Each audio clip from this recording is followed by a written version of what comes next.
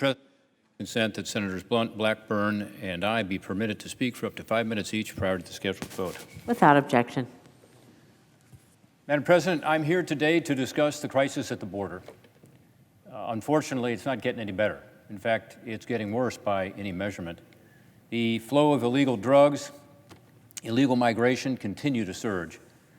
As the lead Republican on the Homeland Security and Governmental Affairs Committee, I recently traveled to the U.S.-Mexican border in Nogales, Arizona, just south of Tucson, to learn firsthand from Border Patrol and Customs officials and Border Patrol agents who are on duty 24/7 trying to protect our nation from illicit narcotics, unlawful immigration, and terrorism.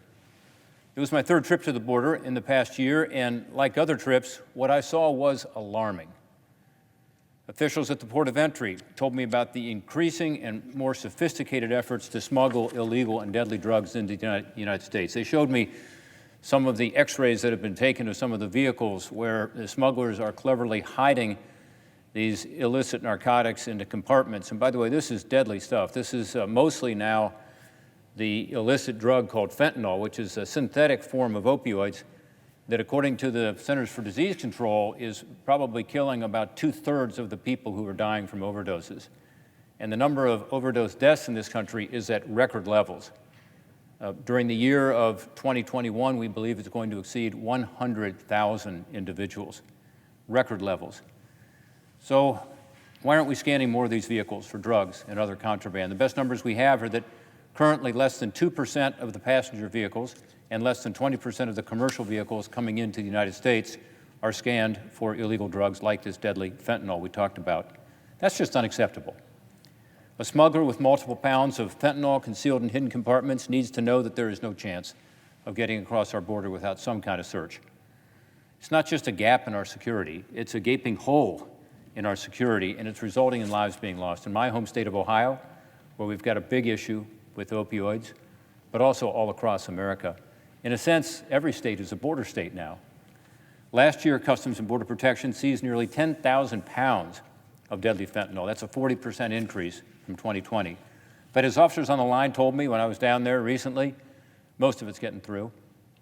A year ago, Congress mandated that the Department of Homeland Security give us a plan and a strategy to scan all vehicles at the ports of entry for deadly narcotics such as fentanyl. Unfortunately, even with this crisis that demands these new approaches, the Biden administration has failed to deliver this report, which was due more than 6 months ago. Let's get that report done. Whether it's crystal meth or cocaine, or whether it's fentanyl, sometimes pressed into pills to make it look like something else, it's flowing across the southern border. Let's have a plan to stop this. We also face challenges between the ports of entry. In Nogales, the Border Patrol agent in charge rode with me to look at the border. And what he described was an overwhelming, record-breaking number of unlawful migrants and a record-breaking number of drugs like fentanyl and these other drugs coming into the United States. And he talked about the urgent need for more Border Patrol agents to be able to cover the border, new vehicles. Vehicle maintenance is a huge issue for the Border Patrol right now. And then technology, particularly cameras and sensors. So there's a lot of discussion here always about the wall.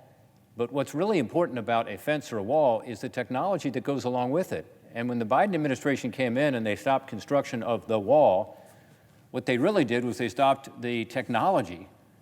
In the El Paso sector, where I've been as an example, only about 10% of the technology had been completed for the fence that was being erected there. So they stopped building the fence, and you can see all the metal on the ground, which is very demoralizing for the Border Patrol because they have to fill the gaps 24/7 or figure out other ways to stop people. But most importantly, only 10% of the technology had been done, and they cut off all of that. We've already paid for it, by the way. Taxpayers have paid for all that. And my thinking is Democrats and Republicans alike talk about the need for technology. This is, again, monitors of some kind. There's various kinds out there that are very effective, cameras, and the ability to respond quickly. So I toured the border area that had huge gaps in the fencing, too, which I just don't get. You know, why would you want to spend all this money to build the border barriers and then leave big gaps in the middle? I saw broken areas of fencing that need repairs. I saw the need for new fencing in some areas. I walked up to one large gap only several miles from the city of Nogales there is 15 to 20-foot fencing on either side of this gap, and then there's about 40 feet with just a 4-strand barbed wire fence to keep cattle from coming into the United States and vice versa. So that's where the human smugglers go. They know about these gaps. I saw lots of evidence of foot traffic, lots of plastic bottles and plastic bags discarded in the area from migrants who had crossed right there. Leaving these gaps is one of the reasons we face a crisis. We just learned in December that the Border Patrol apprehended more than 170,000 unlawful migrants in December. That's the highest number ever in December.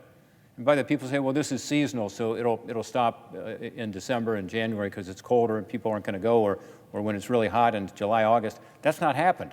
For the first time ever, we see a continual flow of people. It's not slowing down at all. These dramatic increases in unlawful entries and illegal drugs in the last year are clearly due to the policy changes, again, that were put in place on day one of the Biden administration. Not just fewer deportations and a more lax approach to immigration generally, but a specific issue of stopping the installation of this technology and the fencing. Also, they made a major change immediately with regard to asylum policy. So now people know if they claim asylum, they'll be released in the United States pending a court date, which on average is going to be 5 or 6 years away. They say the backlog is at least 1.3 million people now, the backlog. And is there any wonder that when people come to my home state of Ohio or go to my colleague's state in Missouri or go to Nevada with 5 or 6 years ahead of them, that it's sometimes not possible to find them when the court date comes up. And that's happening, obviously, increasingly. So we need a policy that just makes sense, that doesn't tell the smugglers, hey, if you get somebody in the United States, you can tell them they can get in, they can work, they can get their kids in school. And that's what the smugglers do to people, all over the world. It's not just Central America. In fact, there are more people coming from Ecuador now than there are from Honduras. I'm told in the last week there were 5 Syrians who were apprehended coming across the border. So it's a lot of people from around the world who are being told by these smugglers who are exploiting them and their families, hey, just come on with me and we can get you in. Pay me $10,000 or whatever it is. That's one reason we have right now this pull factor, because of a policy issue we've got to address. The administration also chose to end the Remain in Mexico policy, which said to people, hey, you can come and apply for asylum, but you got to wait over in Mexico until we adjudicate this. That discouraged a lot of people. A lot of folks went home because they were trying to obviously come in the United States. But that policy was ended. But generally speaking, the right policy is adjudicate these cases immediately. Let people know. We don't want to have a $1.3 million backlog of people in the United States, 5, 6 years of waiting for a court case. It just doesn't make sense. Anyway, with these policy changes since the president's inauguration, the southern border has faced the worst unlawful migration crisis in decades and the worst drug crisis ever. To help the Border Patrol do their job, we're working on bipartisan legislation to increase the number of agents, address retention challenges of the existing workforce, and respond faster to these humanitarian crises that come up by doing things like having a Border Patrol reserve that can respond to surges. I'm always impressed with the men and women of Customs and Border Protection and the Border Patrol that I meet on my trips. They've got tough jobs right now, really tough jobs. A lot of them are overworked. A lot of them are being pressed into doing processing and other things that they weren't hired to do or trained to do.